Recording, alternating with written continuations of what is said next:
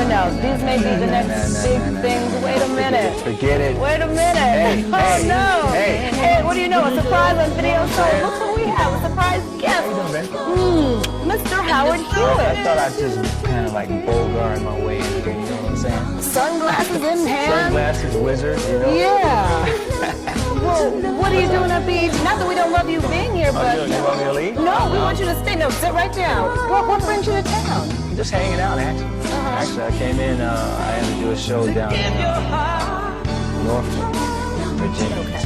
So, came in, Bob Johnson, decided to hang out with me.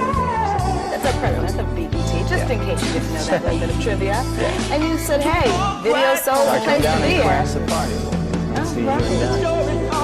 Well, why don't you tell us what's going on with you? What's going on with me? Musically. Musically. Well, you guys just had... and everything later, but right now musically. You guys just had the... I heard that you just had the Stanley Clark thing. Stanley and I finally got back together again. Since, like, I think the last thing we did was I'm For Real, you know, and Heaven Sent, this tune called Heaven Sent. So that's been a couple years. Yeah, because that was back in... That was like 87, 86, 87, actually. And then we got together and did this tune called Fantasy Love. We had the track, and I did the track, and he said, man, see what you can put on there. So, like, you know, I did like a fantasy, ultimate, romantic type of lyric. Something totally different for Howard Hewett, right? Definitely. Yeah. You do know how to work with that romantic ballad. Well, that's what it's about, you know. Because, like, you know, us as guys, sometimes we don't really have the natural ability to be romantic. You know what I'm saying? Sometimes you need a roadmap. Well, you know, it's good that you decided to come clean with that, Howard Hewett. Yeah, okay. So that's the thing. I mean, it's like, you know, guys are like, our thing is like going out and killing it there and dragging it back in. You know what I'm saying? And so, like, so naturally, it's not beating the chest a little bit. There you go. Yeah. And grabbing the hair and say, come here.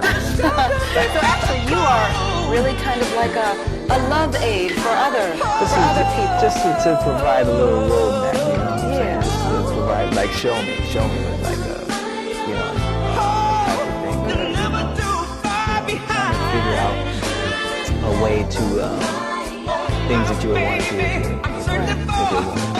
Gave a lot of brothers, I think, some good ideas. Oh yeah, gave them a lot of opportunities too. That's right. That's right. Now you said finally get back with Stanley Clark, which makes me think that it's something that you've been wanting to do for a while. Is that common that there are people that you really want to work with and time and opportunity just don't converge? The time and schedules just don't coincide with each other.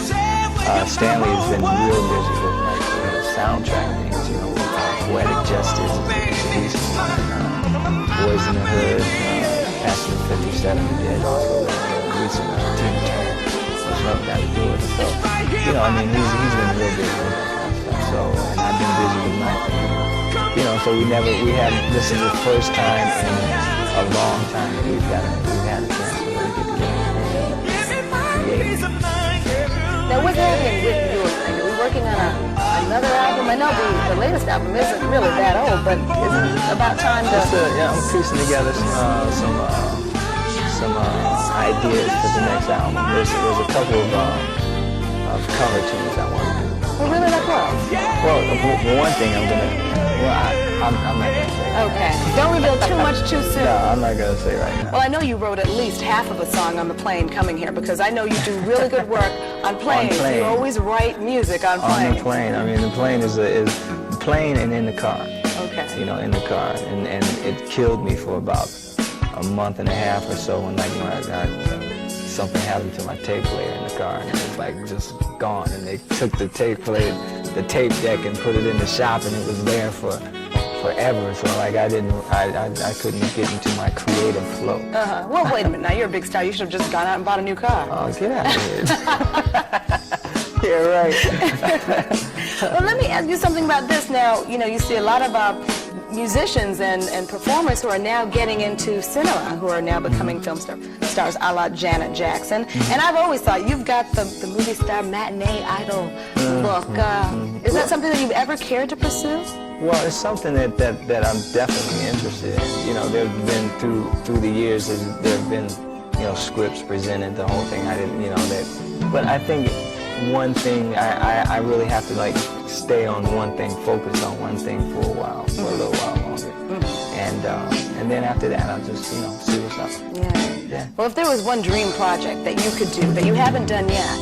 A dream project.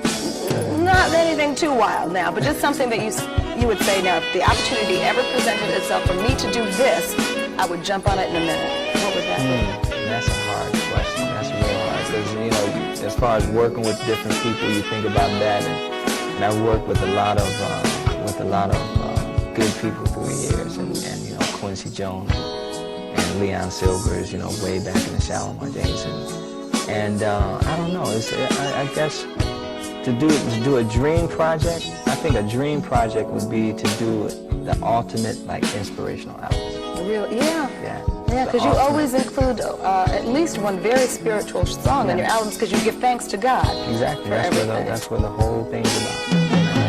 So I think the ultimate, dream project would be to do a complete inspirational album full of songs that had impact, like Say Amen, because Say Amen is such an anointed tune. It's you know, sometimes, like I said, I hesitate in saying that I wrote the tune. Right, because it would probably come from straight. Yeah, I mean, it was just like, boom, here, put this down. And through the years, it is you know, ministered to a lot of people, myself included. Yeah. You know, I mean, when I find myself, you know, going, oh man, you know, then those words come to my mind, and they, you know, cool everything out. Well, you know, here at BET and Video, so we work very quickly. We're never surprised by anything, and since you're Howard Hewett, we've got to show a Howard Hewett video, and we are Video Soul after all. And I think what we're going to do is go ahead and take a look at a video that you mentioned yourself. You mind letting everybody see Show Me? Oh, I love that video. Well, why don't you go ahead and present it? You can set it up. Ladies and gentlemen, for your listening and viewer enjoyment, here's my wife and I, Show Me.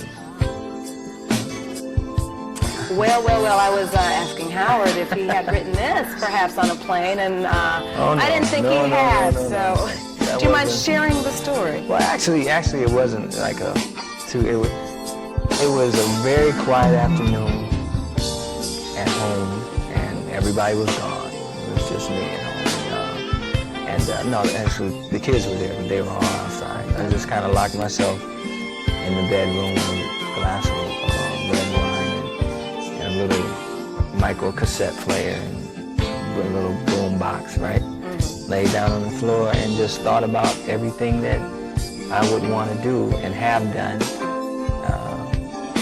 with my woman. Oh, you had to have that and have done. You know, and ladies, see what you're missing. And you know, and it turned out. I think this song was one because songs are so strange. Sometimes it's like, you know, they're just boom, they're right there. Sometimes it's like pulling teeth, you know, you're just trying to make everything, you know, mix and go along and sing well and the whole thing, and it takes, you know, sometimes like a few days or whatever, but this one was a boom. Oh, this one was a boom. This one took like about 3 hours, 3 to 4 hours to write.